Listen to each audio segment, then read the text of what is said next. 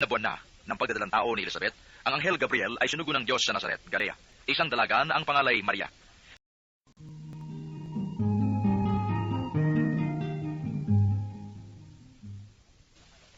Nang ika-6 na buwan na ng pagdadalang tao ni Elizabeth, ang Anghel Gabriel ay sinugo ng Diyos sa Nazaret, Galilea, isang dalaga na ang pangalay Maria.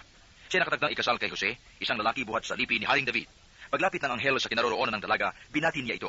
Matuwa ka, ikaw ay kalugod-lugod sa Diyos, wika niya. Sumasa iyo ang Panginoon. Naglumihanan si Maria sa gayong pangungusap at inisip niyang mabuti kung ano ang kahulugan niyon.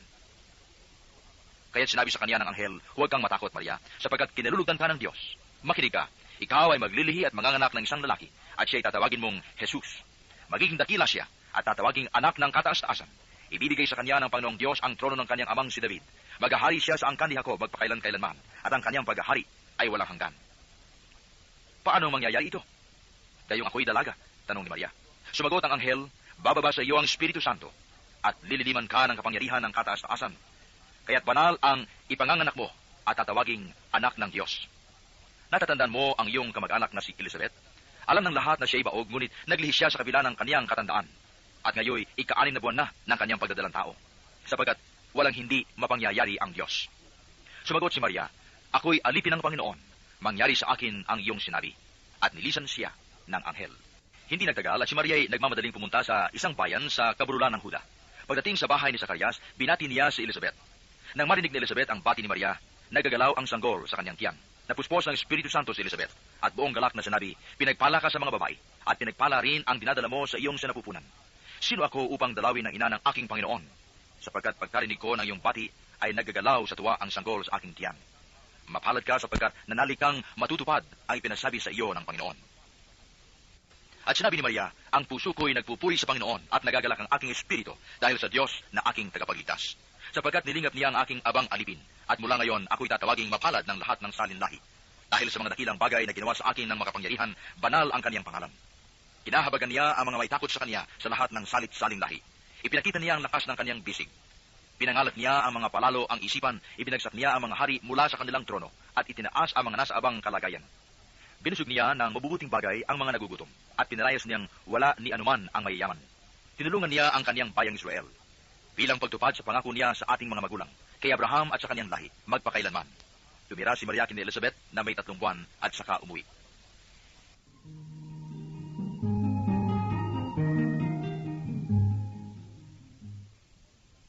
Dumating ang oras ng panganganak ni Elizabeth at nagluwal siya ng isang sanggol na lalaki.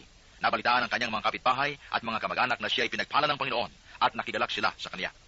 Nang ika-8 araw, dumalo sila sa pagtuturi ng sanggol. Zacarias sana ang ipangangalan sa kanya, gaya ng kanyang ama. Ngunit sinabi ng kanyang ina, hindi. Juan ang ipapangalan sa kanya. Subalit, wala isa man sa iyong mga kamag-anak ang may ganyang pangalan, wika nila. Kaya't hinudyatan nila ang kanyang ama at itinanong kung ano ang ibig niyang itawag sa sanggol. Humingi siya ng masusulatan at sumulat ng ganito, Juan ang kanyang pangalan. At namangha silang lahat. Pagdakay, nakapagsalita siya at nagpuri sa Diyos. Natakot ang lahat ng kanilang kapitbahay, ano pat naging usap-usapan sa buong kabululan ng Judea ang mga bagay na ito.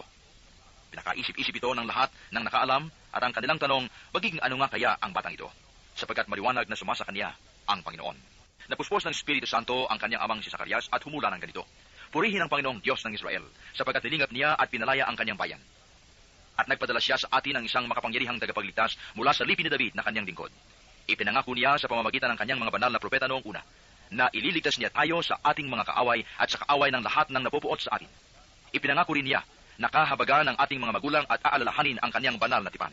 Iyan ang sumpang binitiwan niya sa ating amang si Abraham, na ililigtas tayo sa ating mga kaaway upang walang takot na makasamba sa kanya, at maging banal at matuwid sa kanyang paningin habang tayo nabubuhay. Ikaw naman, anak, ay tatawaging propeta ng kataas-taasan, sapagkat mauna ka sa Panginoon upang ihanda ang kanyang mga daraanan. At ituro sa kanyang bayan ang landas ng kaligtasan, ang kapatawaran ng kanilang mga kasalanan, sapagkat dubhang mahabagin ng ating Diyos. Magbubukang liwayway sa atin ang araw ng kaligtasan upang magbigay liwanag sa mga nasa kadiliman at nasa lilim ng kamatayan, at patubayan tayo tungo sa daan ng kapayapaan. Lumaki ang bata at naging malakas ang kanyang espiritu. Siya'y tumira sa ilang hanggang sa araw na magpakilala siya sa Israel.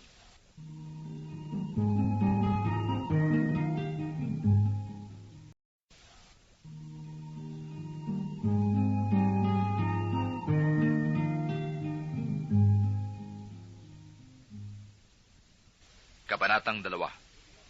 Nang panahong yaon, iniutos ng Emperador Augusto na magpatala ang lahat ng nasa sakupan ng imperyo ng Roma. Ang unang pagpapatalang ito'y ginawa ng si Serenio ang kaya't umuwi ang bawat isa sa sariling bayan upang magpatala. Mula sa Nazaret, Galilea, si Jose pumunta sa Bethlehem, Judea, ang bayang sinilangan ni Haring David sapagkat siya'y mula sa angkan at lahi ni David. Kasama niyang umuwi upang magpatala rin si Maria na kaniyang magiging asawa na nooy kagampan.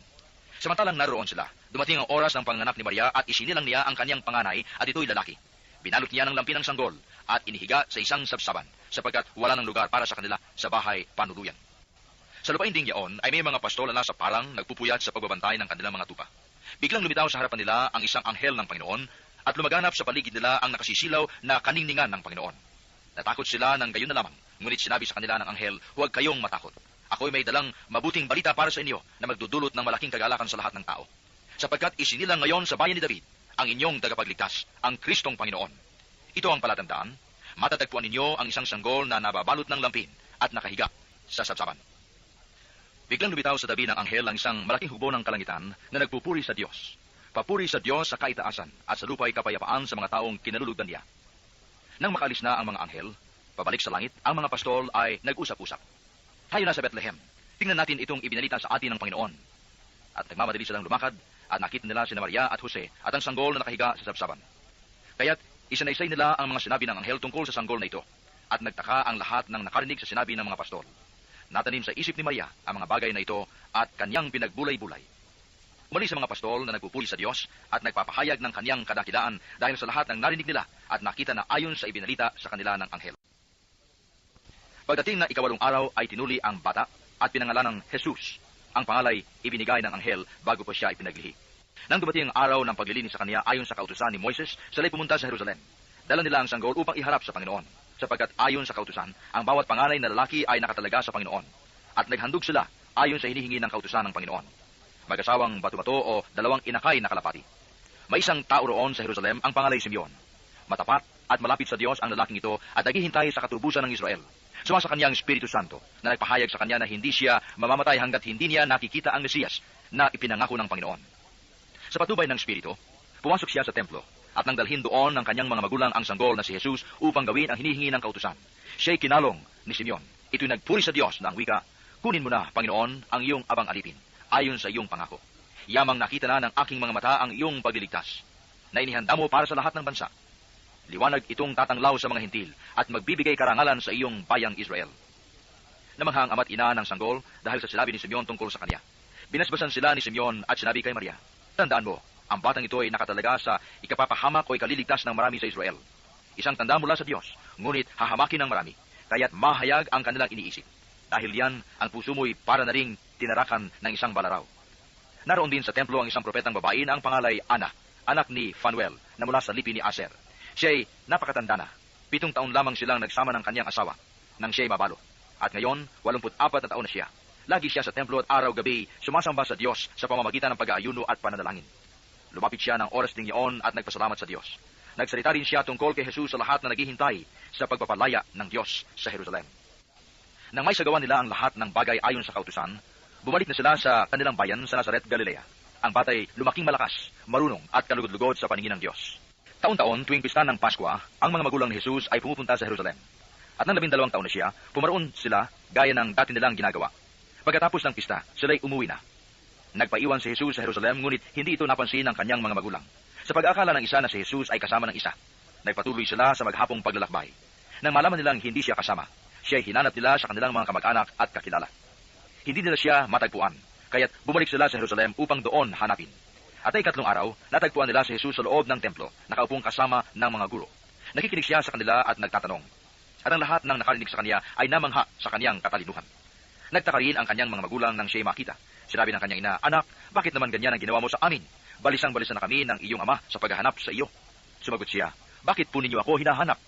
Hindi ba ninyo alam na ako'y dapat na nasa bahay ng aking ama?" Ngunit hindi nila naunawaan ang pananalitang ito. Siya'y umuwing kasama nila sa Nazaret at naging isang masunuring anak. Ang lahat ng bagay na ito ay iningatan ng kanyang ina sa kanyang puso. Patuloy na lumaki si Jesus. Umunlad ang kanyang karunungan at lalong kinalugdan ng Diyos at ng mga tao.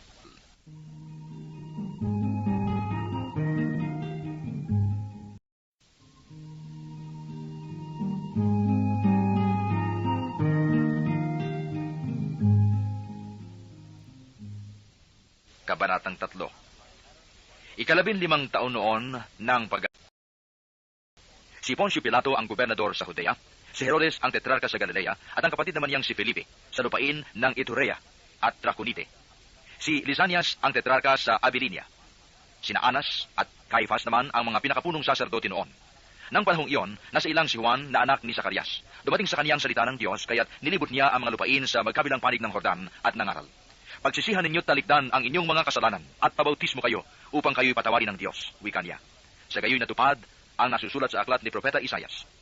Ito ang sabi ng isang sumisigaw sa ilang, ihanda ninyo ang daraanan ng Panginoon, tuwirin ninyo ang kaniyang mga landas, tatambakan ang bawat lambak at titibagin ang bawat burol at bundok, tutuwirin ang daang liko-liko at papatagin ang daang bako-bako, at makita ng lahat ng tao ang pagliligtas na gagawin ng Diyos. Marami ng tao ang lumapit kay Juan upang pabautismo. Kayong lahi ng mga ulupong, sabi niya sa kanila, sino ang nagbabala sa inyo upang tumakas sa kaparusahang darating?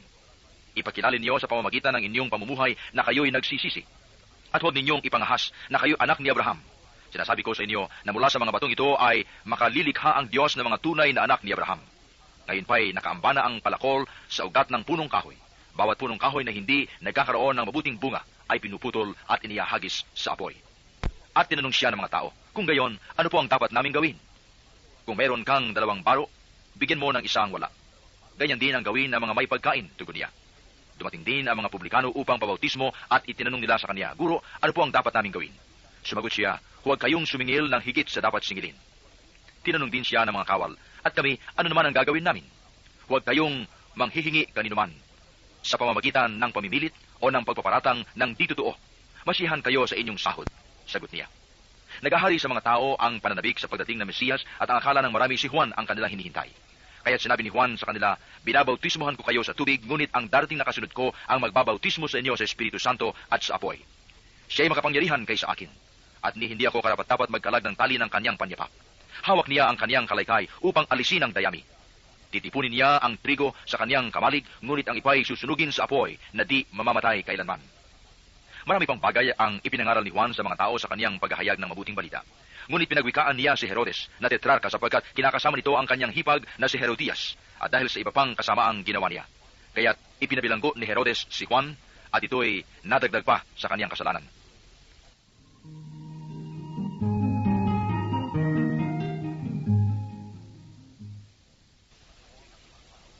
Napabautismohan na noon ang lahat ng tao, gayon din si Jesus. Nang siya'y nananalangin, nabuksan ang langit at bumaba sa kanya ang Espiritu Santo sa anyong kalapati.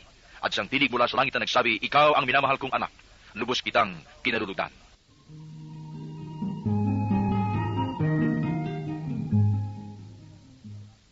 Magta-30 taon na si Jesus nang magsimula siyang mangaral. Ayon sa palagay ng mga tao, siya ay anak ni Jose na anak ni Eli, na anak ni Matat. Si Matat ay anak ni Levi na anak ni Melki, at si Melki naman ay anak ni Hana na anak ni Jose. Si Jose anak ni Matatayas na anak ni Amos. Itong si Amos ay anak ni Nahum na anak ni Esli. Si Esli anak naman ni Nage, anak ni Maat na anak ni Matatayas. Si Matatayas ay anak ni Semei na anak ni Jose. Si Jose anak ni Huda na anak ni Juana. At si Juana ay anak naman ni Resa na anak ni Zorobabel, anak ni Salatiel na anak naman ni Neri. Si Neri anak ni Melki na anak ni Adi. Si Adi ay anak ni Kozam na anak ni Elmodam na anak ni Er. Si Er naman ay anak ni Josue na anak ni Eliezer, anak ni Horim na anak ni Matat. Si Matat ay anak ni Levi na anak ni Simeong, anak ni Huda. Si Huda ay anak naman ni Jose. Si Jose anak ni Honan na anak ni Eliakim na anak ni Melea. Itong si Melea ay anak ni Mainan na anak ni Matata, anak ni Natan na anak ni David. Si David ay anak ni Jesse na anak ni Obed, at si Obed ay anak naman ni Boaz. Si Boaz ay anak ni Salmon na anak ni Naason, anak ni Aminadab na anak ni Admin. Si Admin ay anak naman ni Arni na anak ni Ezrom na anak naman ni Fares. Si Fares ay anak ni Huda na anak ni Jacob. Si Jacob ay anak ni Isaac na anak naman ni Abraham. Si Abraham ay anak ni Tare na anak ni Nacor. Si Nacor ay anak ni Serug na anak ni Ragaw na anak naman ni Peleg. At si Peleg ay anak ni Heber na anak ni Sala. Si Sala ay anak ni Kainan na anak ni Arfaksad na anak naman ni Sem. Si Sem ay anak ni Noe, anak ni Lamik na anak ni Matusalem na anak naman ni Enok. Si Enok ay anak ni Jared na anak ni Mahalalil na anak ni Kainan. Si Kainan ay anak ni Enos na anak naman ni Set. At si Set ay anak ni Adan na anak ng Diyos.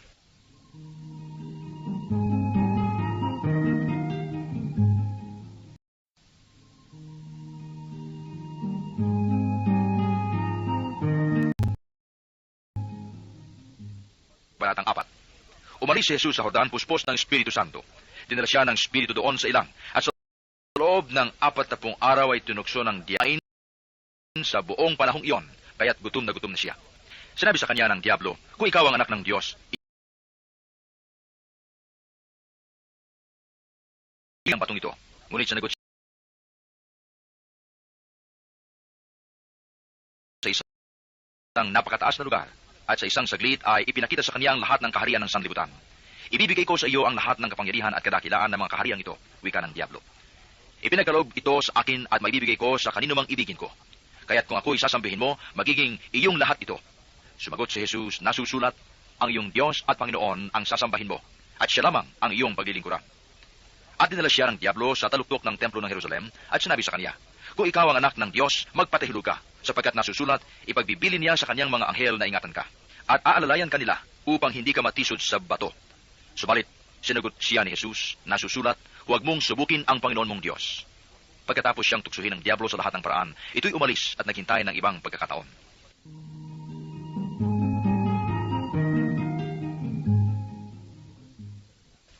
Bumalik si Jesus sa Galilea at sumasa kanya ang kapangyarihan ng Espiritu Santo.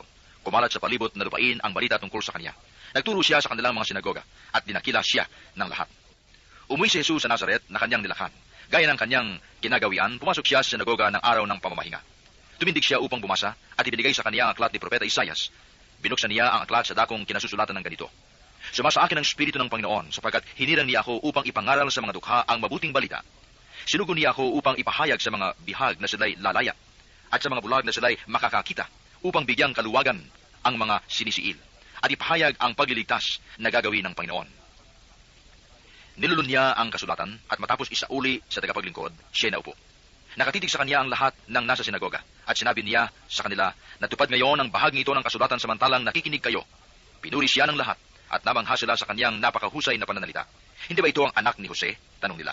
Kaya't sinabi ni Jesus, walang pagsalang babanggitin ninyo sa akin ang kawikaang ito. Doktor, gamutin mo ang iyong sarili.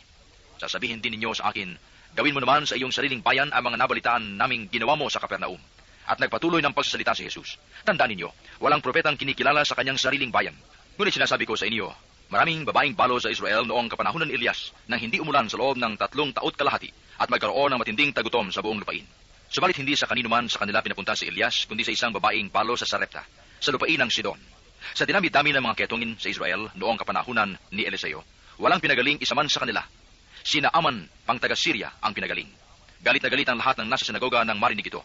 Nagtindigan sila at ipinagtabuyan siyang palabas sa taluktok ng burol na kinatatayuan ng bayan upang ibulid sa bangin. Ngunit duman siya sa kalagitnaan nila at umalis.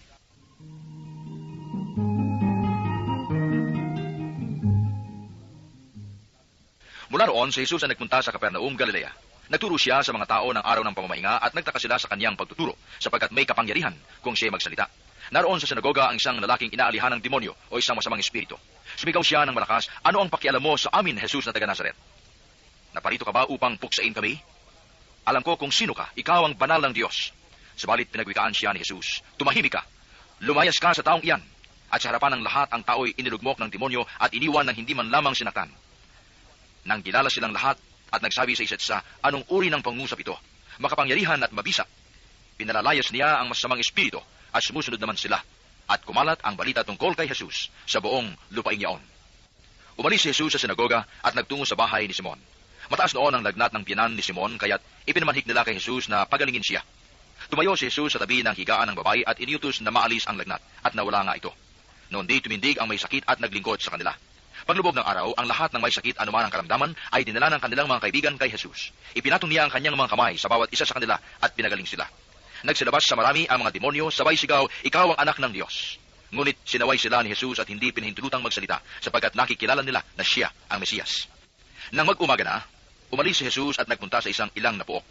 Hinanap siya ng mga tao at nang matagpuan ay pinakiusapang huwag munang umalis.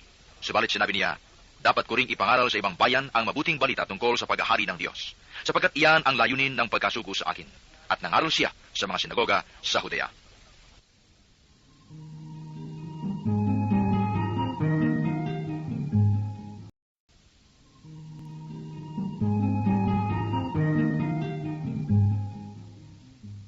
Kabanatang 5. Minsan ay nakatayo si Jesus sa baybayin ng lawa ng Genesaret. Pinagkalipumpunan siya ng napakaraming tao na ibig makarinig ng salita ng Diyos. May nakita siyang 2 bangka sa baybayin, nakalunsad na ang mga mangingisda at naguhugas ng kanilang mga lambat. Lumulan siya sa isa sa mga bangka at hiniling kay Simong may-ari nito na ilayo ng kaunti sa tabi. Naupo siya sa bangka at nangaral sa mga tao. Pagkatapos niyang magsalita, ay sinabi kay Simon, "Pumalawot kayo at ihulog ang mga lambat upang manghuli." Sumagot si Simon, "Guro, magdamag po kaming nagpagod at wala kaming nahuli. Ngunit dahil sa sinabi ninyo, ihulog ko ang mga lambat." Gayon nga ang ginawa nila at sa dami ng kanilang huli ay halos magkansisira ang kanilang mga lambat. Kaya't kinawayan nila ang kanilang mga kasamahang nasa ibang bangka upang patulong. At lumapit naman ang mga ito. Napuno ang 2 bangka na halos lumubog. Na makita iyon ni Simon Pedro, siya ay nagpatira pa sa paanan ni Jesus at nagsabi, "Lumayo po kayo sa akin, Panginoon, sapagkat ako'y makasalanan." Nang kilala siya at ang kanyang mga kasama dahil sa dami ng kanilang huli. Gayon din sina Santiago at Juan, mga anak ni Zebedeo, na mga kasosyo ni Simon. At sinabi ni Jesus kay Simon, "Huwag kang matakot. Mula ngayon, mamamalakaya ka ng mga tao." Nang maitabi na nila ang kanilang mga bangka, iniwan nila ang lahat at sumunod kay Jesus.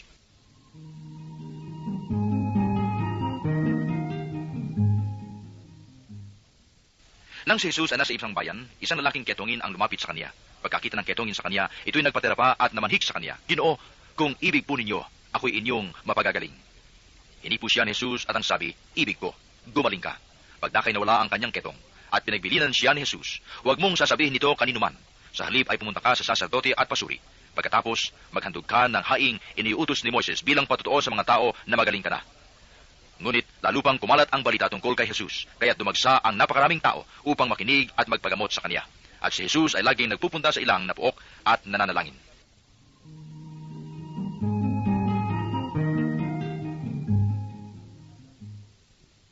Minsan nang nagtuturo si Jesus, naroon din ang mga Pariseo at mga tagapagturo ng kautusan na mula sa mga bayan ng Galilea at Judea at sa Jerusalem. At sumasa kaniya ang kapangyarihan ng Panginoon upang magpagaling ng mga may sakit. May dumating na ilang tao, dala ang isang paralitikong nasa higaan. Nagpipilit silang makapasok sa bahay upang mailagay sa harapan ni Jesus ang may sakit. Subalit wala silang maraanan dahil sa dami ng tao. Kaya't umakyat sila sa bubungan at binutas iyon, saka inihugos sa harapan ni Jesus ang paralitikong nasa higaan. Nang makita ni Jesus kung gaano kalaki ang kanilang pananalig, sinabi niya sa paralitiko, "Kaibigan, pinatatawad ka sa iyong mga kasalanan." Sa loob-loob ng mga eskriba at fariseo, sino itong nagsasalita ng kalapastanganan sa Diyos?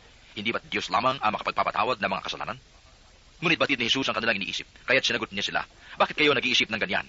Alin ba ang lalong madali? Ang sabihin sa paralitiko, 'Pinatatawad ka sa iyong mga kasalanan,' o ang sabihin, 'Tumindig ka at lumakad'? Patutunayan ko sa inyo ng Anak ng Tao ay may kapangyarihan dito sa lupa na magpatawad ng mga kasalanan."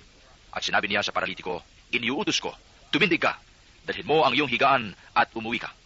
Pagdakay tumindig ang tao sa harapan ng lahat, binuhat ang kanyang higaan at umuwing nagpupuri sa Diyos. Nang kilala sila at tigib ng takot na nagpuri sa Diyos.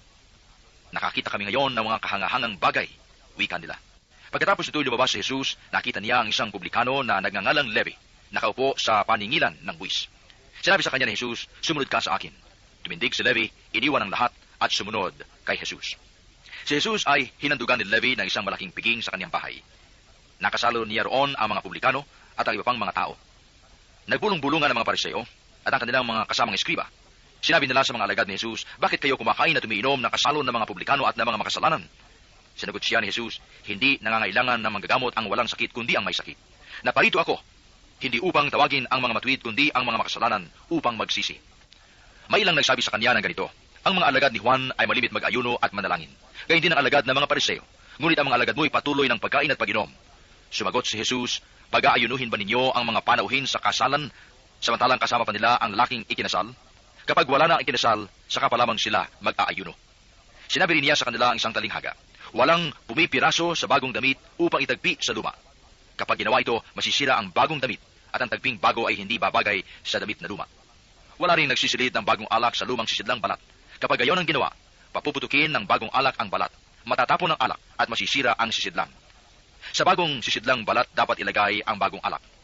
At walang magkakagustong uminom ng bagong alak kapag nakainom na ng inimbak sapagkat sasabihin niya, masarap ang inimbak."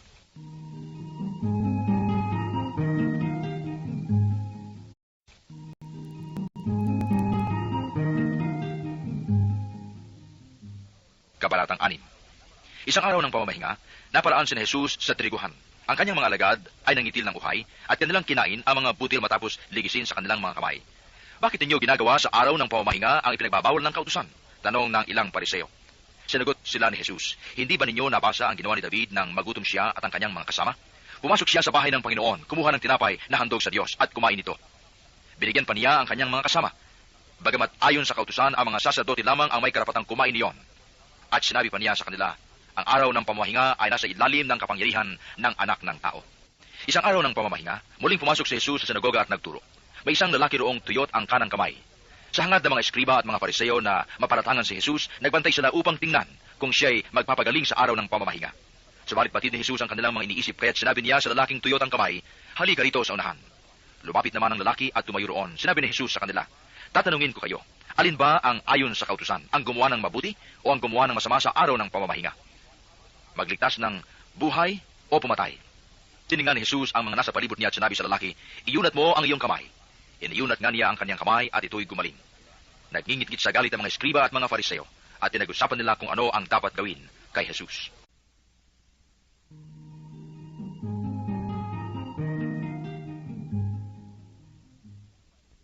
Nang panahong iyon, umahon si Jesus sa isang burol at magdamag doong nanalangin. Kinawagahan, tinawag niya ang kanyang mga alagad at pumili siya ng 12 sa kanila na tinawag niyang mga apostol.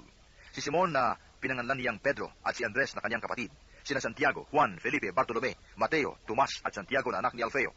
Si Simon ang makabayan, si Judas na anak ni Santiago at si Judas Iscariote na naging taksil. Bumaba si Jesus kasama sila at tumayo sa isang patag na lugar. Naroon ang marami sa kanyang mga alagad at ang napakaraming tao buhat sa Judea at Jerusalem at sa mga bayan sa baybaying dagat ng Tiro at Sidon. Pumaroon sila upang makinig sa kanya at mapagaling sa kanilang mga karamdaman. Pinagaling din niya ang mga pinahihirapan ng masasamang espiritu at sinikap ng lahat ng tao na mahipo siya sapagkat may taglay siyang kapangyarihan makapagpagaling ng lahat. Tumingin si Jesus sa mga alagad at kanyang sinabi, mapalad kayong mga dukha sapagkat ang Diyos ang maghahari sa inyo. Mapalad kayong mga nagugutom ngayon sapagkat kayo'y bubusugin. Mapalad kayong mga tumatangis ngayon sapagkat kayo'y magagalak. Mapalad kayo kung dahil sa anak ng tao kayo'y kinapopuotan, ipinagtatabuyan at inaalimuran ng mga tao, at pati ang inyong pangalan ay kinasusuklaman. Magalak kayo at lumukso sa tuwa kung ito'y mangyari, sapagkat malaki ang inyong gantimpala sa langit, gayon din ang ginawa ng kanilang mga nuno sa mga propeta. Ngunit sa aba ninyong mayayaman ngayon, sapagkat nagtamasa na kayo ng kaginhawahan. Sa aba ninyong mga busog ngayon, sapagkat kayo'y magugutom. Sa aba ninyong nagsisitawa ngayon, sapagkat kayo'y magdadalamhati at magsisipangis. Sa aba ninyo, kung kayo'y pinupuri ng lahat ng tao, sapagkat gayon din ang ginawa ng kanilang mga ninuno sa mga bulaang propeta. Ngunit sinasabi ko sa inyo, mga nakikinig, ibigin ninyo ang inyong mga kaaway, gawan ninyo ng mabuti ang mga napupuot sa inyo. Pagpalain ninyo ang mga sumusumpa sa inyo, idalangin ninyo ang mga umaapi sa inyo. Kapag sinampal ka sa isang pisngi, iharap mo rin ang kabila. Kapag inaagaw ang iyong balabal, ibigay mo pati ang iyong baro. Bigyan mo ang bawat naghihingi sa iyo, at kung may kumuha ng iyong ari-arian, ay huwag mo nang bawiin pa ang mga iyon. Gawin ninyo sa iba ang ibig ninyong gawin nila sa inyo. Kung ang ibigin lamang ninyo ay ang mga umiibig sa inyo, ano pang gantimpala ang inyong hihintayin? Kahit ang mga makasalanan ay umiibig din sa mga umiibig sa kanila. At kung ang gagawan lamang ninyo ng mabuti ang gumagawa sa inyo ng mabuti, ano pang gantimpala ang inyong hihintayin? Kahit ang mga makasalanan ay gumagawa rin ito. Kung ang pahihiramin lamang ninyo ay ang mga taong inaasahan ninyong makababayad sa inyo, ano pang gantimpala ang inyong hihintayin? Kahit ang mga makasalanan ay nagpapahiram din sa mga makasalanan sa pag-asang ang mga ito'y makababayad. Sa halip, ibigin ninyo ang inyong mga kaaway at gawan niyo sila ng mabuti. Magpahiram kayo na hindi umaasa ng anumang kabayaran. Sa gayon, malaking gantimpala ang tatamuhin ninyo at kayo'y magiging mga anak ng kataas-taasan. Sapagkat siya'y mabuti sa masasama at sa mga hindi marunong tumanaw ng utang na loob. Maging mahabagin kayo, gaya ng inyong ama. Huwag kayong humatol at hindi kayo hahatulan ng Diyos. Huwag kayong magparusa at hindi kayo parurusahan ng Diyos. Magpatawad kayo sa inyong kapwa at patatawarin kayo ng Diyos. Magbigay kayo at bibigyan kayo ng Diyos. Hustong takal, siksik, liglig at umaapaw pa ang bibigay sa inyo. Sapagkat ang takalang ginagamit ninyo sa iba ay siya rin gagamitin ng Diyos sa inyo. Inanong sila ni Jesus ng patalinghaga. Maaari bang maging taga-akay ng bulag ang isa ring bulag? Kapwa sila mahuhulog sa hukay kapag ginawa ang gayon. Walang alagad na higit sa kanyang guro. Ngunit kapag lubusang naturuan, siya ay magiging katulad ng kanyang guro. Ang tinitingnan mo'y ampuing ng iyong kapatid, ngunit hindi mo pinapansin ang tahilan sa iyong mata. Paano mo masasabi sa iyong kapatid, kapatid, bayaan mong alisin ko ang iyong puwing, gayong hindi mo nakikita ang tahilang nasa iyong mata? Mapagpaimbabaw, alisin mo muna ang tahilan sa iyong mata, at makakikita kang mabuti. Sa gayoy, maalis mo ang puwing ng iyong kapatid. Walang mabuting punong kahoy na namumunga ng masama at walang masamang punong kahoy na namumunga ng mabuti. Nakikilala ang bawat punong kahoy sa pamamagitan ng kanyang bunga, sapagkat hindi nakapipitas ng igo sa puno ng aroma, at di rin nakapuputi ng ubas sa puno ng dawag. Ang mabuting tao ay nakapagdudulot ng mabuti, sapagkat tigib ng kabutihan ng kanyang puso. Ang masamang tao ay nakapagdudulot ng masama, sapagkat puno ng kasamaan ang kanyang puso. Sapagkat kung ano ang bukang bibig, siyang laman ng dibdib. Tinatawag ninyo akong Panginoon, Panginoon, ngunit hindi naman ninyo ginagawa ang sinasabi ko. Ipakikilala ko sa inyo kung kanino natutulad ang bawat lumalapit sa akin, nakikinig sa aking mga salita, at nagsasagawa ng mga ito. Katulad siya ng isang taong humukay ng malalim at sa pundasyong bato, nagtayo ng bahay. Bumaha at ang tubig ay bumugso sa bahay na iyon, ngunit hindi natinag, sapagkat matatag ang pagkakatayo. Ngunit ang nakikinig ng aking mga salita at hindi nagsasagawa nito ay katulad ng isang taong nagtayo ng bahay na walang pundasyon. Bumaha, nadaanan ng tubig ang bahay na iyon at pagdakay bumagsak. Lubusang nawasak ang bahay na iyon.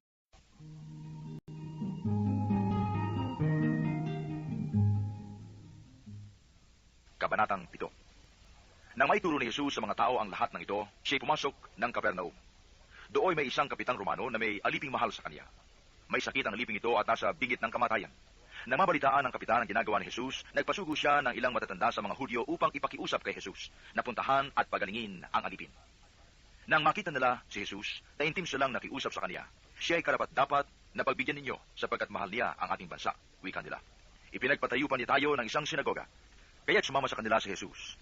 Nang malapit na siya sa bahay, ipinasalubong siya ng kapitan sa kanyang mga kaibigan at ipinasabi ang ganito, Ginoo, huwag na po kayong magpakapagod. Hindi ako karapat-dapat na puntahan ninyo sa aking tahanan. Ni hindi rin po ako karapat-dapat na humarap sa inyo. Ngunit magsalita po lamang kayo at gagaling na ang aking alipin. Sapagkat ako isang taong nasa ilalim ng mga nakatataas na pinuno at may nasasakupan din po akong mga kawal. Kung sabihin ko sa isa, humayo ka, siya ay humahayo. At sa iba, halika, siya ay lumalapit. At sa aking alipin, gawin mo ito. Ito'y ginagawa niya. Namangha si Jesus nang marinig ito at humarap sa makapal na taong sumusunod sa kanya. Sinabi niya, kahit sa Israel ay hindi ako nakakita ng ganito kalaking pananalig. Pagbabalik sa bahay, naratnan ng mga sinugo na magaling na ang alipin. Makaraan iyon, pumunta si Jesus sa isang bayang tinatawag na Nain. Sumama sa kanya ang kanyang mga alagad at ang napakaraming tao. Nang malapit na siya sa pintuan ng bayan, nasalubong niya ang libing ng kaisa-isang anak na lalaki ng isang babaeng balo. Marami ang nakikipaglibing.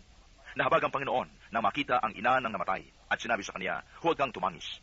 Lumapit siya at hinipo ang kinalalagyan ng patay at tumigil naman ang mga may dala nito. Sinabi niya, binata, bumangon ka. Naupo ito at nagsalita at siya'y ibinigay ni Jesus sa kanyang ina.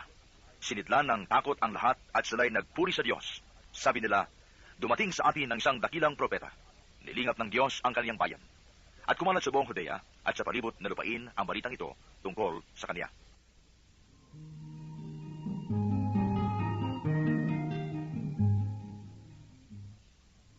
Ang lahat ng ito ay ibinalita kay Juan ng kanyang mga alagad. Tinawag ni Juan ang dalawa sa kanila at pinapunta sa Panginoon upang itanong, kayo po ba ang paririto o maghihintay pa kami ng iba? Pagdating nila kay Jesus ay kanilang sinabi, pinaparito po kami ni Juan Bautista at ipinatatanong kung kayo ang paririto o maghihintay pa kami ng iba. Nang mga sandaling iyon ay maraming pinagaling si Jesus, mga pinahihirapan ng karamdaman at mga inaalihan ng masasamang espiritu. Ipinagkaloob niyang makakita ang mga bulag. Sinabi niya sa kanila pagkatapos, bumalik kayo kay Juan at sabihin ang inyong nakita at narinig. Nakakikita ang mga bulag, nakalalakad ang mga pilay, gumagaling ang mga ketongin, nakaririnig ang mga bingi, muling nabubuhay ang mga patay, at ipinangangaral sa mga dukha ang mabuting balita. Mapalad ang taong hindi nag-aalinlangan sa akin. Pagkaalis ng mga sinugo ni Juan, si Jesus ay nagsalita sa mga tao tungkol kay Juan. Bakit kayo lumabas sa ilang? Anong ibig ninyong makita? Isang tambong iniuugoy ng hangin? Anong ang ibig ninyong makita? Isang taong may maringal na kasuotan? Ang mga nagsusuot ng maringal at namumuhay sa karangyaan ay nasa palasyo ng mga hari. Ano nga ba ang ibig ninyong makita? Isang propeta? Oo, at sinasabi ko sa inyo, higit pa sa isang propeta, sapagkat si Juan ang tinutukoy ng kasulatan. Ipadadala ko ang aking sugo na mauna sa iyo. Iahanda niya ang iyong daraanan. Sinasabi ko sa inyo, si Juan ang pinakadakila sa mga isinilang, ngunit dakila kaysa kanya ang pinakaaba sa mga taong pinagaharian ng Diyos. Pinakinggan siya ng mga mamamayan, pati ng mga publikano.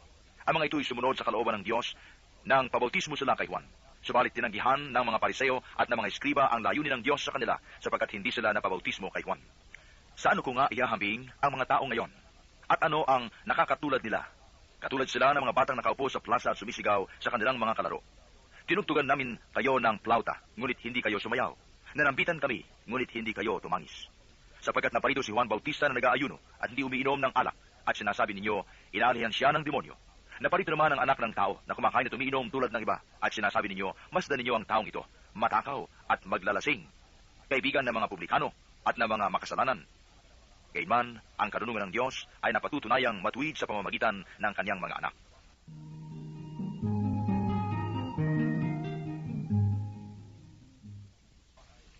Inanyayahan si Jesus ng isa sa mga pariseo upang makasalo niya. Puroon siya sa bahay nito at dumulog sa hapag. Sa bayan namang yaon na may isang babae na kilalang makasalanan. Nabalitaan niyang kumakain si Jesus sa bahay ng pariseo, kaya't nagdala siya ng pabangong nasa sisidlang alabastro. At lumapit siya sa likuran ni Jesus sa gawing paanan. Siya nanangis at nabasa ng kanyang luha ang mga paa ni Jesus. Pinunasan niya ang mga ito ng kanyang buhok, hinagkan at pinahiran ng pabango. Nang makita ito ng pariseong nag-anyaya kay Jesus, sinabi nito sa sarili, kung talagang propeta ang taong ito, alam niya kung sino at kung anong uri ng babae ang umihipo sa kanya, isang makasalanan. Bilang tugon sa iniisip ni Simon, sinabi ni Jesus, Simon, may sasabihin ako sa iyo. Sumagot siya, ano po iyon, guro? Sinabi ni Jesus, may 2 taong nanghiram sa isang nagpapautang. Ang isa'y 500 denaryo at ang isa namay 50. Nang hindi makabayad, pareho silang pinatawad. Ngayon, sino sa kanila ang lalong nagmamahal sa nagpautang? Sumagot si Simon, sa palagay ko po'y ang pinatawad ng malaking halaga. Tama ang sagot mo, ang tugon ni Jesus. Nilingon niya ang babae at sinabi kay Simon, nakikita mo ba ang babaeng ito? Pumasok ako sa iyong bahay at hindi mo man lamang ako binigyan ng tubig para sa aking mga paa. Ngunit binasan niya ng luha ang aking mga paa at pinunasan ng kanyang buhok. Hindi mo ako hinagkan, ngunit siya, mula nang pumasok ay hindi tumitigil ng paghalik sa aking mga paa. Hindi mo pinahiran ng langis ang aking ulo, subalit pinahiran niya ng pabango ang aking mga paa. Kaya sinasabi ko sa iyo, ang malaking pagmamahal na ipinamalas niya ang nagpapatunay na ipinatawad na ang marami niyang kasalanan. Ngunit ang pinatawad ng kaunti ay kaunti lang ang pagmamahal na ipinamamalas. Saka sinabi sa babae, ipinatawad na ang iyong mga kasalanan. At ang kanyang mga kasalo sa pagkain ay nagsimulang magtanong sa sarili, sino ba itong pati pagpapatawad ng kasalanan ay pinangangahasan? Ngunit sinabi ni Jesus sa babae, iniligtas ka ng iyong pananalig. Yumaon ka na't ipanatag mo ang iyong kalooban.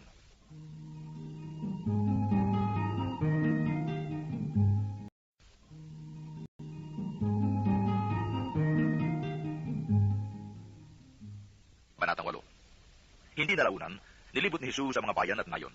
Nangangaral siya at nagtuturo ng mabuting balita tungkol sa paghahari ng Diyos. Kasama niya ang 12 at ilang babaeng pinagaling niya sa masasamang espiritu at mga karamdaman. Si Maria na tinatawag na Magdalena, mula sa kanya'y 7 demonyo ang pinalayas. Si Juan ang asawa ni Cusa, nakatiwala ni Herodes. Si Susana at marami pang iba.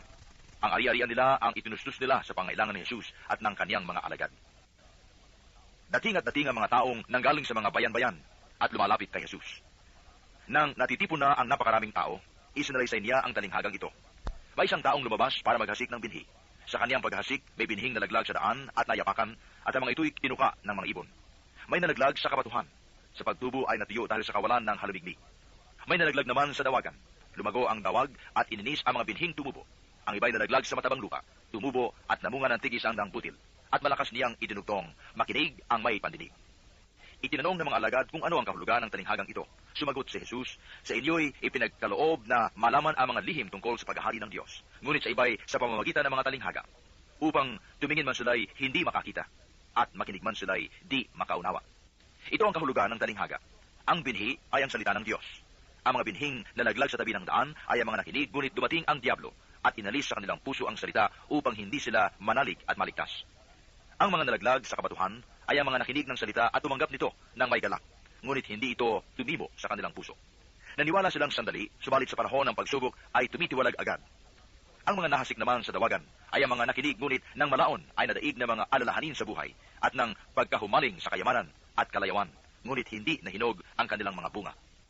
Ang mga nahasik naman sa matabang lupay ang mga nakinig ng salita. Iniingatan nila ito sa kanilang pusong tapat at malinis, at sila'y nagtiyaga hanggang sa mamunga. Walang taong nagsisindi ng ilaw at pagkatapos ay tatakluban ng banga o ilalagay kaya sa ilalim ng higaan. Sa halip, inilalagay ito sa talagang patungan upang mapanag. Walang natatago na di malalantad at walang lihim na di malalaman at mabubunyag. Kaya pagbutihin ninyo ang inyong pakikinig, sapagkat ang mayroon ay bibigyan pa, ngunit ang wala ay aalisan pati ng inaakala niyang nasa kanya. Dumating ang ina at mga kapatid ni Jesus, ngunit hindi sila makalapit dahil sa dami ng tao. May nagsabi sa kanya, nasa labas po ang inyong ina at mga kapatid. Ibig nilang makipagkita sa inyo.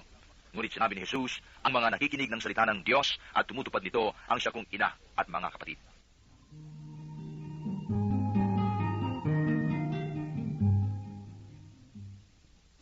Pinatigil ni Jesus ang unos. Isang araw, si Jesus ay sumakay sa bangka kasama ang kanyang mga alagad. Sinabi niya sa kanila, tumawid tayo sa ibayo. At gayon nga ang ginawa nila. Nang sila'y naglalayag na, nakatulog si Jesus. Bumugso ang isang malakas na unos at ang bangka ay pinasok ng maraming tubig, kaya't nalagay sila sa panganib. Nilapitan siya at ginising ng mga alagad. Guro, guro, lulubog na po tayo, sabi nila. Bumangon si Jesus at sinaway ang hangin at ang nagngangalit na mga alon at tumahimik ang mga ito. Bumuti ang panahon. Tinanong niya sila, nasaan ang inyong pananalig? Ngunit sila'y natakot at namangha at ang sabi sa isa't isa, sino kaya ito? Inuutusan niya pati ang hangin at ang dagat at sinusunod naman siya ng mga ito.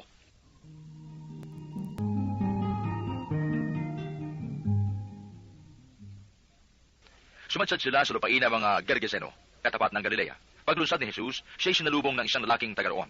Ito'y inalihan ng demonyo, kaya't matagal lang hindi nagsusuot ng damit at sa libingan na tumitira. Pagkakita kay Jesus, sumigaw ang lalaki. Nagpatira pa sa kanyang harapan at malakas na nagsabi, Jesus, anak ng kataas-taasang Diyos, ano ang pakialam mo sa akin? Nakikiusap ako sa iyo, huwag mo akong pahirapan. Sinabi niya ito sapagkat ang masamang espiritu'y inutusan ni Jesus na lumabas sa taong iyon. Madalas siyang alihan ito, at kahit nabantayan, ipangaw at gapusin ng mga tanikala. Pinapatid niya ang mga ito, at siya'y itinataboy ng demonyo sa ilang. Tinanong siya ni Jesus, ano ang pangalan mo? Lehion, tugon niya, sapagkat marami ang demonyong pumasok sa kanya. At nagmakaawa sila kay Jesus na huwag silang utusang tumalon sa kalalimang walang hangganan. May malaking kawan ng baboy na nangihinain sa burol na malapit doon. Nakiusap kay Jesus sa mga demonyo, napapasukin sila sa mga iyon, at pinahintulutan naman sila. Lumabas sa tao ang mga demonyo at pumasok sa mga baboy. Ang kawan ay biglang sumibad ng takbo at tuloy-tuloy na nahulog sa lawa at nalunod. Nang makita ng mga tagapag-alaga ang nangyari, tumakas sila at ipinamalita ito sa bayan at sa mga nayon. Lumabas ang mga tao upang tingnan ang nangyari. Pagdating nila kay Jesus, nakita nila ang taong inalihan ng mga demonyo. Nakaupo ito sa paanan ni Jesus, nakadamit at matinuna ang isip. At sila'y lubhang natakot. Isinalaysay naman sa kanila ng mga nakakita kung paano gumaling ang inalihan ng mga demonyo. Ang mga Gergeseno'y nakiusap kay Jesus na umalis sa kanilang lupain sapagkat takot na takot sila. Kaya't lumulan siya sa bangka at umalis. Nakiusap ang taong inalisan ng mga demonyo na siya isama, ngunit pinauwi siya ni Jesus. Umuwi ka na sa inyo, ani Jesus, at ipahayag mo ang dakilang bagay na ginawa sa iyo ng Diyos. Umuwi nga ang lalaki at ipinamalita sa buong bayan ang ginawa sa kanya ni Jesus.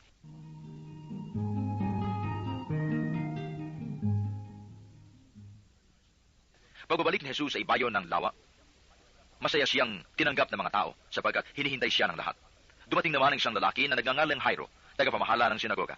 Nagpatira pa siya sa paanan ni Jesus at nakiusap ditong pumunta sa bahay niya sapagkat ang kaisa-isa niyang anak na babae na maglalabindalawang taong gulang ay naghihingalo. Samantalang naglalakad si Jesus, sinisiksik siya ng mga tao. Kabilang sa mga ito ang isang babaeng 12 taon nang dinudugo at hindi mapagaling ni naman. Naubos ng lahat sa kapapagamot ang kaniyang kabuhayan. Lumapit siya sa likuran ni Jesus at humipo sa palawit ng kanyang damit at pagdakay tubigil ang kanyang pagdugo. Nagtanong ngayon si Jesus, sino ang humipo sa akin? Nang walang umamin, sinabi ni Pedro, Guro, naliligid po kayo at sinisiksik ng mga tao. Ngunit sinabi ni Jesus, may humipo sa akin. Naramdaman kong may bisang lumabas sa akin. Nang malaman ng babae na hindi pala nalingid ang kanyang ginawa, ito'y nanginginig na lumapit at nagpatira pa sa paanan ni Jesus. Pagkatapos, sinabi niya sa lahat ng naroon kung bakit niya hinipo si Jesus at kung paano siyang gumaling agad. Sinabi sa kanya ni Jesus, Anak, pinagaling ka ng iyong pananalig sa akin. Umuwi ka na't ipanatag mo ang iyong kalooban. Samantalang nagsasalita si Jesus, dumating ang isang lalaking galing sa bahay ng tagapamahala. Patay na po ang inyong anak, sabi niya kay Jairo. Huwag na ninyong abalahin pa ang guro. Nang marinig naman ito ni Jesus, sinabi niya kay Jairo, Huwag kang matakot. Manalikat, di siya maaano. Pagdating ni Jesus sa bahay, wala siyang isinama sa loob kundi sina Pedro, Juan at Santiago at ang ama't ina ng dalagita. Nananaghoy ang lahat ng naroon at tinatangisan ng patay. Ngunit sinabi ni Jesus, huwag kayong tumangis. Hindi patay iyan, natutulog lamang. Siya'y pinagtawanan nila sapagkat alam nilang patay na ang dalagita. Ngunit hinawakan ni Jesus ang kamay nito at sinabi, Ineng, bumangon ka. Nagbalik ang kanyang hininga at siya'y bumangon. At pinabigyan agad ni Jesus ng pagkain ng dalagita. Nang kinalas ang mga magulang nito, ngunit pinagbilinan sila ni Jesus na huwag sabihin kanino man ang nangyari.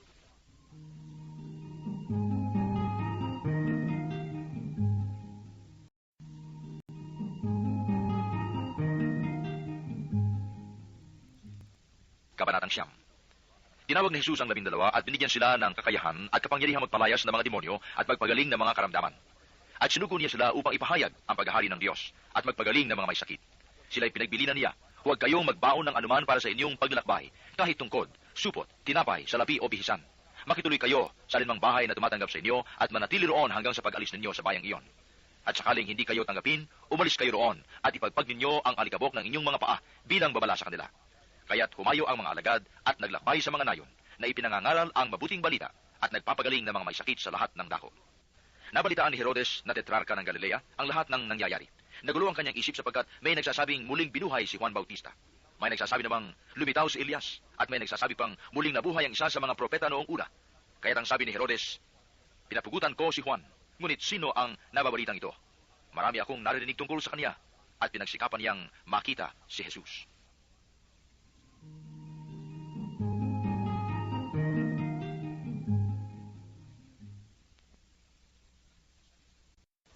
Pagbabalik ng mga apostol, sinabi nila kay Jesus ang lahat ng ginawa nila. At sila'y pumunta sa isang bayang tinatawag na Bethsaida. Walang isinama si Jesus kundi sila. Nang malaman ito ng mga tao, sila'y sumunod. Malugod naman silang tinanggap ni Jesus. Nagsalita kanila tungkol sa paghahari ng Diyos. Pinagaling niya ang mga may karamdaman. Nang dumidilim na'y nilapitan siya ng 12 at sinabi sa kanya, paalisin na po ninyo ang mga tao nang makaparoon sila sa mga nayon, sa kabukiran sa paligid upang humanap ng makakain at matutuluyan. Nasa ilang lugar po tayo. Ngunit sinabi niya, kayo ang magbibigay sa kanila ng makakain. Sumagot sila, wala po tayo kundi 5 tinapay at 2 isda, kaya kailangang bumili kami ng pagkain para sa mga taong ito. May 5,000 lalaki ang naroon. Ngunit sinabi niya sa kanyang mga alagad, paupuin ninyo sila ng pulupulutong na tigli 50. Ayun nga ang ginawa nila, pinaupo ang lahat. Kinuha ni Jesus ang 5 tinapay at 2 isda, tumingala sa langit at nagpasalamat sa Diyos. Pinagpirapiraso niya ang mga ito at ibinigay sa kanyang mga alagad upang ipamahagi sa mga tao. Nakakain ang lahat at nabusog. Tinipon ng mga alagad ang lumabis at nakapuno sila ng 12 bakol.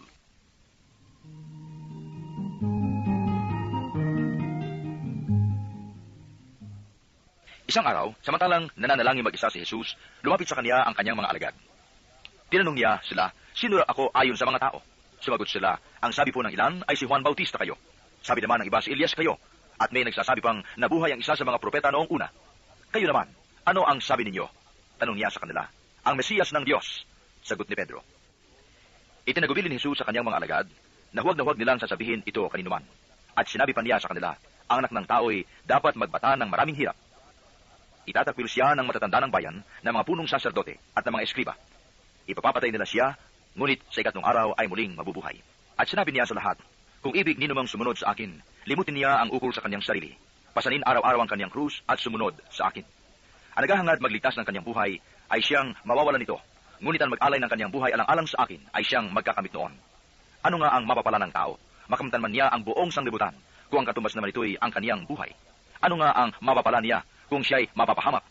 Kapag ako at ang aking mga salita ay kinahiya ninuman, ikahihiya rin siya ng anak ng tao pagparito niya na taglay ang kaniyang karangalan at ang karangalan ng Ama at ng mga banal na anghel. Tandaan ninyo, may ilan sa inyo rito na hindi mamamatay hanggat hindi nakikita ang paghahari ng Diyos.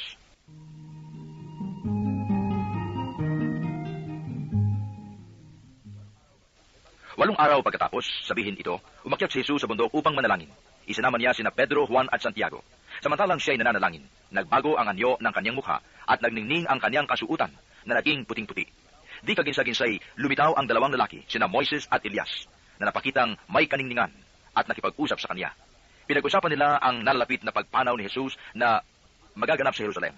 Tulog na tulog si Pedro at ang kanyang mga kasama. Ngunit sila'y biglang nagising at nakita nila si Jesus na nagniningning at ang 2 lalaking nakatayo sa tabi niya. Nang papaalis na sa tabi ni Jesus ang mga lalaki, sinabi ni Pedro, Guro, mabuti pa'y dumito na tayo. Gagawa po kami ng 3 kubol, isa sa inyo, isa kay Moises at isa kay Elias. Ang totoo'y hindi niya nalalaman ang kanyang sinasabi. Nagsasalita pa siya nang matakpan sila ng isang ulap at sila'y natakot. At may isang tinig mula sa alapaap na nagsabi, ito ang aking anak, ang aking hinirang. Siya ang inyong pakinggan. Nang tumigil ang tinig, nakita nilang nag-iisa na si Jesus. At hindi muna sinabi ng mga alagad kaninuman ang kanilang nakita. Kinabukasan, bumaba sila mula sa bundok at si Jesus ay sinalubong ng napakaraming tao. May isang lalaki roon sa karamihan na sumigaw ng ganito, Guro, pakitingnan po ninyo ang kaisa-isa kong anak na lalaki. Inaalihan siya ng isang espiritu at bigla na lamang sumisigaw.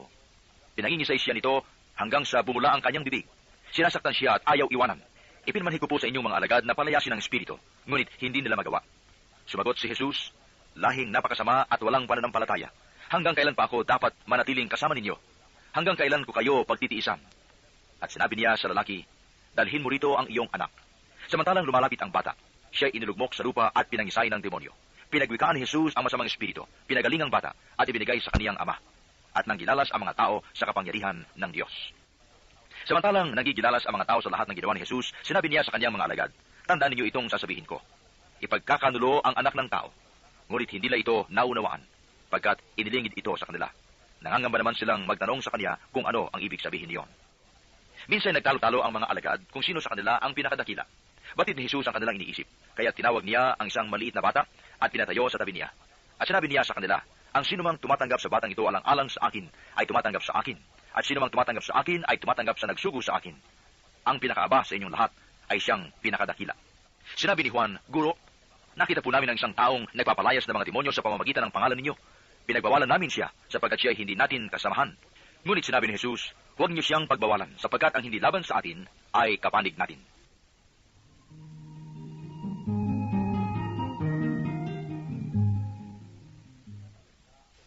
Nang nalalapit na ang panahong iakyat si Jesus sa langit, ipinasya niyang pumunta sa Jerusalem. Sinugo niya ang ilan upang mauna sa kanya. Humayo sila at pumasok sa isang nayon sa Samaria upang ipaghanda siya ng matutuluyan. Ngunit ayaw siyang tanggapin ng mga Samaritano sapagkat siya ay patungo sa Jerusalem. Nang makita ito ni Santiago at Juan, ay kanilang sinabi, Panginoon, payag ba kayong magpababa kami ng apoy mula sa langit upang pugnawin sila? Ngunit bumaling siya at pinagsabihan sila, hindi ninyo alam kung anong uri ng espiritu ang sumasa inyo.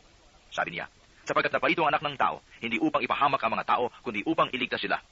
At nagtungo sila sa ibang nayon. Samantalang naglalakad sila, may taong nagsabi kay Jesus, susunod po ako sa inyo kahit saan. Sumagot si Jesus, may longga ang asnong gubat at may pugad ang ibon. Ngunit ang anak ng tao'y wala man lamang matulugan o mapagpahingahan. Sinabi ni Jesus sa isa, sumunod ka sa akin. Ngunit sumagot ang tao, Panginoon, hayaan po muna niyo akong umuwi upang iparibing ang aking ama. Sinabi ni Jesus sa kanya, ipaubaya mo sa mga patay ang paglilibing ng kanilang mga patay. Ngunit ikaw, humayo ka at ipahayag mo ang tungkol sa paghahari ng Diyos. Sinabi naman ng isa, susunod po ako sa inyo, Panginoon, ngunit magpapaalam muna ako sa aking mga kasambahay. Sinabi sa kanya ni Jesus, ang sinumang nag-aararo at palaging lumilingon ay hindi karapat-dapat sa paghahari ng Diyos.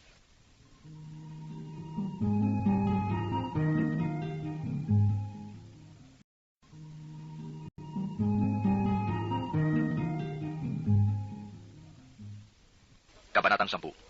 Pagkatapos ng mga bagay na ito, ang Panginoon ay humirang pa ng 72. Pinauna niya sila ng dala-dalawa sa bawat bayan at buok na patutunguhan niya.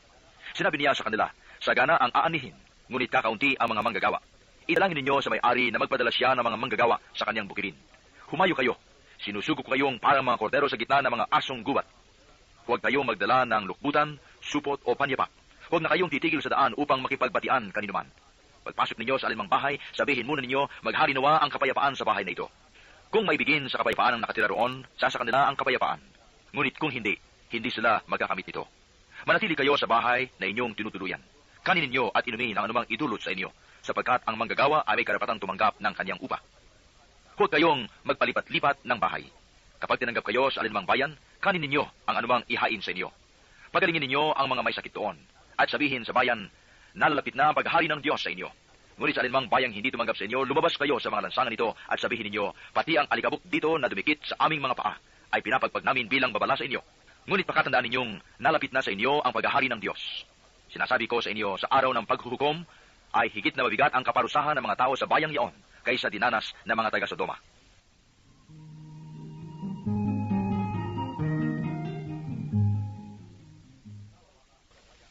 Kawawa ka, Corazin. Kawawa ka, Bethsaida. Sapagkat kung sa Tiro at Sidon ginawa ang mga kababalaghang ginawa rin sa inyo, di sinsanay malaw na silang nagdaramit ng sako at nauupo sa abo upang ipakilalang sila'y nagsisisi. Sa araw ng paghukom, higit na mabigat ang kaparusahan ninyo kaysa kaparusahan ng mga taga-Tiro at taga-Sidon. At ikaw, Capernaum, ibig mo mataas hanggang sa langit, ibabagsak ka sa hadis. Ang nakikinig sa inyo ay nakikinig sa akin, ang nagtatakwil sa inyo ay nagtatakwil sa akin, at ang nagtatakwil sa akin ay nagtatakwil sa nagsugo sa akin. Bumalik na tuwang-tuwa ang 72. Panginoon, sabi nila, kahit po ang mga demonyo ay sumusunod kapag inutusan namin sa ngalan ninyo. Sumagot si Jesus, nakita ko ang pagkahulog ni Satanas mula sa langit parang kidlat. Binigyan ko kayo ng kapangyarihang tumapak sa mga ahas at mga alakdan at yumurak sa kapangyarihan ng kaaway. Walang makapipinsala sa inyo, Gayunman, magalak kayo, hindi dahil sa suko sa inyo ang masasamang espiritu, kundi dahil sa nakatala sa langit ang pangalan ninyo. Na oras ding yaon, si Jesus ay napuspos ng galak ng Espiritu Santo, at sinabi niya, "Pinasasalamatan kita, Ama, Panginoon ng langit at lupa, sapagkat inilihim mo sa marurunong at panta sa mga bagay na ito, at inihayag mo sa mga taong ang kaloob ay tulad ng sa bata. Oo, Ama, sapagkat gayon ang ikinalulugod mo. Ibinigay sa akin ng aking Ama ang lahat ng bagay. Walang nakakikilala sa Ama kundi ang Ama, at walang nakakikilala sa Ama kundi ang Anak, at yaong marapating pagpahayagan ng Anak."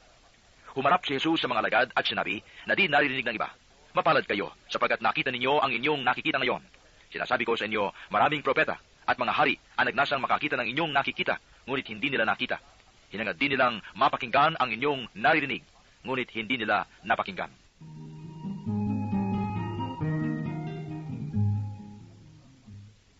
May eskribang lumapit kay Jesus upang siya'y subukin. "Guro," aniya, "ano ang dapat kong gawin upang magkamit ng buhay na walang hanggan?" Sumagot si Jesus, "Ano ang nakasulat sa kautusan? Ano ang nababasa mo roon?"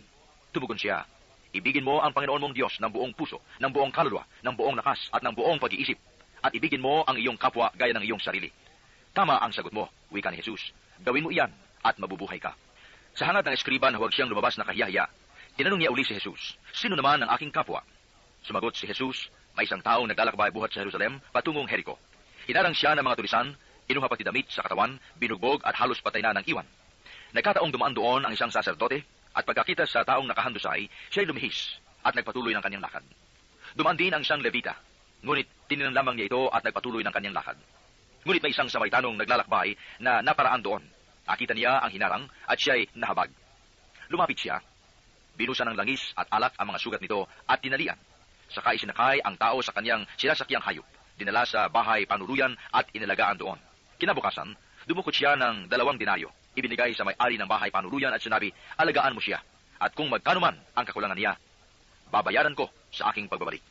Sino ngayon sa palagay mo ang nagpakita ng kanyang pakikipagkapwa sa taong hinarang ng mga tulisan? Tanong ni Jesus. Ang nagpakita ng habag sa kanya, tugon ng eskriba. Sinabi sa kanya ni Jesus, "Humayok at gayon din ang gawin mo." Nagpatuloy si Jesus at ang kanyang mga alagad sa kanilang paglalakbay at pumasok sa isang nayon. Malugod siyang tinanggap ng isang babaeng nagngangalang Marta sa tahanan nito. Ang babaeng ito ay may isang kapatid na Maria ang pangalan. Naupo ito sa paanan ng Panginoon at nakinig sa kanyang itinuturo. Alalang-alala si Marta sapagkat kulang ang kanyang katawan sa paghahanda. Kaya't lumapit siya kay Jesus at ang wika, "Panginoon, sabihin nga po ninyo sa kapatid kong tulungan naman ako." Ngunit sinagot siya ng Panginoon, "Marta, Marta, naliligali ka at abalang-abala sa maraming bagay, ngunit isa lamang ang talagang kailangan. Pinili ni Maria ang lalong mabuti, at ito'y hindi aalisin sa kanya."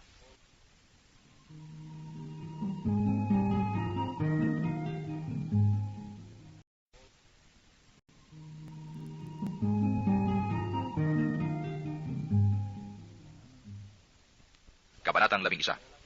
Minsan, nananalangin si Jesus. Pagkatapos niya, sinabi ng isa sa kanyang mga alagad, "Panginoon, turuan po ninyo kaming manalangin, katulad ng ginawa ni Juan sa kanyang mga alagad." Sinabi ni Jesus, "Kung kayo'y mananalangin, ganito ang sabihin ninyo, Ama, sambahin nawa ang pangalan mo, magsimula na sana ang iyong paghahari. Bigyan mo kami ng aming makakain sa araw-araw, at patawarin mo kami sa aming mga kasalanan, sapagkat pinatatawad namin ang bawat nagkasala sa amin. At huwag mo kaming iharap sa mahigpit na pagsubok." Sinabi pa rin niya sa kanila, "Ipalagay natin na ang isa sa inyo ay nagpunta sa isang kaibigan, isang hating gabi at nagsabi, 'Kaibigan, bigyan mo muna ako ng 3 tinapay. Dumating kasi ang isa kong kaibigang naglalakbay at wala akong maihain sa kanya.' At ganito naman ang sagot ng kanyang kaibigan sa loob ng bahay, 'Huwag mo nga akong gambalain. Nakatarang ka na ang pinto at nakahiga na kami ng aking mga anak. Hindi na ako makababangon pa upang bigyan kita ng iyong kailangan.' Sinasabi ko sa inyo, hindi man siya bumangon dahil sa kanilang pagkakaibigan, babangon siya upang ibigay ang hinihingi ng kaibigan dahil sa pagpupumilit nito. Kaya sinasabi ko sa inyo, humingi kayo, at kayo'y bibigyan. Humanap kayo at kayo'y makasusumpong. Kumatok kayo, at ang pinto'y bubuksan para sa inyo. Sapagkat tumatanggap ang bawat humihingi, nakasusumpong ang bawat humahanap, at binubuksan ang pinto sa bawat kumakatok. Kayong mga ama, bibigyan ba ninyo ng ahas ang inyong anak kung humihingi ng isda? Bibigyan ba ninyo siya ng alakdan kung siya humihingi ng itlog? Kung kayong masasama ay marunong magbigay ng mabubuting bagay sa inyong mga anak, gaano pa kaya ang inyong amang nasa langit? Ibibigay niya ang Espiritu Santo sa mga humihingi sa Kanya.